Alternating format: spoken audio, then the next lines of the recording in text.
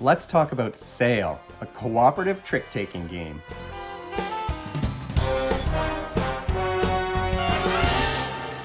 Welcome to Brains on Games. I'm Dr. Brian McDonald. In this episode, we are going to talk about Sail, a brand new cooperative trick-taking game from the folks at Allplay, who used to be boardgametables.com. Now, October is here, and so I thought, let's focus on trick takers for trick or treat. So all month long, I'm going to be talking about trick-taking games, and this is a brand new one. Here's the box, a beautiful small box for the game Sail by Allplay.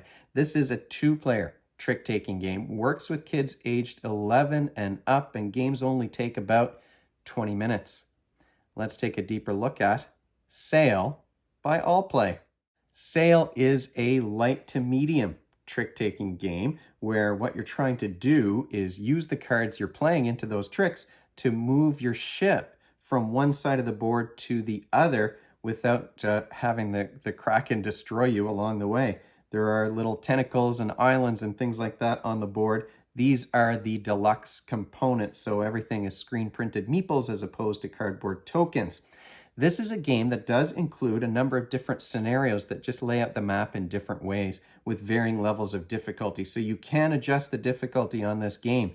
The learning scenario was super easy. This is one of the more difficult ones, and we weren't able to get past the first storm, and we'll talk about what all of that means when we get into the game.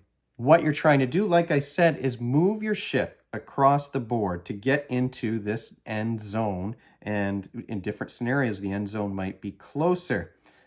That's how you win, but there are lots of ways that you can lose this game.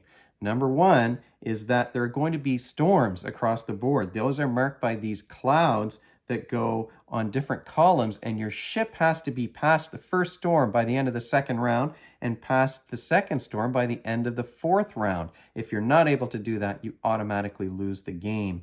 The game does play over 5 rounds, and if you can't get your ship to the end zone by the end of the 5th round, then you're also losing the game. Another thing that can happen is that your ship can be damaged by the kraken. There's a deck of cards here, and it's interesting how they have it laid out. But at the bottom of the deck, at the beginning of the game, this card is going to be at the bottom of the deck, the kraken card. If you ever take damage when this card is at the top of the deck, you're going to move the kraken counter 1 space closer to death. Death is the last space here on this round board, and then this goes back to the bottom.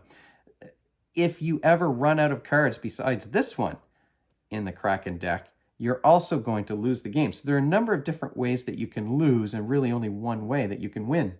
Once you've decided on a scenario and you've laid out the board, each player is going to get a character. So the players in this game have asymmetric player powers, and there's lots of variabilities here. Sometimes you can move an extra space if a certain combination of cards pop up. Sometimes you can peek at cards in the deck or rearrange things. One that we really liked was if a player won the 4th trick, there could be an extra trick in that round before the round ended, which would give you a chance to move your ship a little bit further along. You'll deal out 9 cards to each player at the start of the game, and the cards are beautiful too. This is a must-follow trick-taking game, so whatever color is led by the first player, the other player has to play that same color. There's no trump suit to overcome any of the other colors in the game, so you've got to match the color if you can. If you can't, you can play any card, but you're not going to be able to win that trick. The kraken deck is composed of the 1s and 2s of each suit, and then that kraken card goes at the bottom, and if it ever cycles to the top, you're going to move that token around the kraken board. So that means that the cards that the players have access to at the beginning of the game range in number from 3 to 9, and it's just a very traditional trick taker in terms of high card of the same color is going to win. How you move your ship across the board in this game is interesting too, though, because you're going to use the symbols on the side of the card to take some action. So once the trick is completed, so if I led this purple 8 and a 6 is played by the other player, these cards have 2 wheels on them, and a pair of wheels means that the ship is going to move forward towards the player who won the trick. Then those cards go into the discard pile and you play the next trick. The other thing that's going to happen is that the player who won the trick is going to move their trick counter forward. The round ends when one player has won 4 of those tricks. Now, you're not allowed to communicate about what's in your hand or what direction you want the ship to go in. You can do that in between rounds, but once the round starts, you've got to keep quiet about those cards. So you're going to have to do some guesstimation maybe about the strategy that the other player would like to use. Before you start playing into those tricks in the round, each player gets to exchange one card with the other, and that might give the other player some idea about what what their partner is trying to do in the game. You know, if you get a card that's a 9 with a whale on it, well, maybe the other player wants you to play that whale. If you get a pair of whales, you get to move your ship straight forward, which is like you've moved twice instead of moving diagonally a couple of times. There are islands on the map, and you're not allowed to move into islands. If a trick would cause you to move into an island, then nothing happens. There are the kraken tentacles, which are going to do damage to your ship. And when your ship is damaged, what happens is a card from the top of the kraken deck goes into your discard pile. At the end of the round, you're shuffling your discards together and redealing everything. So you're getting more low cards in your deck, but those low cards also have tentacles on them. So if you get a pair of wheels and one tentacle, well, your ship's going to take damage, and another card is going to wind up, another low card is going to wind up in your deck. You might play cards with cannons. The 4s and the 5s in the deck of each suit have cannons on them. And if you're able to get some combination with cannons, you might be taking an action by drawing a card and looking at the symbol at the top of the player deck. But if you've got a cannon that's teamed up with a wheel and a tentacle, you're going to take the lower card, the card that lost the trick, and that goes to the bottom of the kraken deck. And remember, that's important because if you take enough damage that the only card left in the kraken deck is that kraken card, you lose the game. So it's great to be able to put more of those low cards back into the kraken deck. So you're almost healing the ship when you're damaging the kraken. And that's the game. You keep playing hands, you keep playing tricks until one player has won 4. So you may be trying to alternate who wins each one in order to get as many turns as possible to move your ship forward or to damage the kraken and add more cards to the kraken deck. Then the discard pile gets shuffled, all the cards get shuffled together, and you start again by dealing out those 9 cards and exchanging one card from your hand with the other player.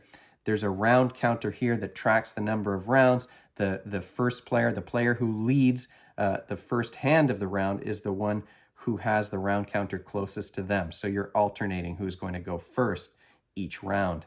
So a pretty straightforward 2-player trick-taking game that's cooperative in that you're trying to move this ship along without getting destroyed by the kraken along the way. So the board does add a new wrinkle to it. And one thing that the board adds is that if we're talking about the skills that this game is going to practice, there are spatial skills involved here. You have to think about how do you want to move the ship? You may not always be able to move it that way because your opponent might not have the right cards or know what it is that you're trying to do. You might have to lose a hand in order for the ship to move towards the other player so that it's not going to take damage from the kraken, or you're not going to waste a hand by moving into an island. You might be trying to play those 9s. The 9s are really tough because you don't want to play the 9 card with the whale, because the only way that card is going to be useful to you is if the other player plays a 9 from a different suit. So you don't want to play that right at the beginning of a round. You want to wait until the other player has run out of cards in a particular color, because this is a must-follow game. They can't play a card in a different suit until after they've run out of cards in the suit that's led. So you're involving the spatial skills, but there's also a working memory component here.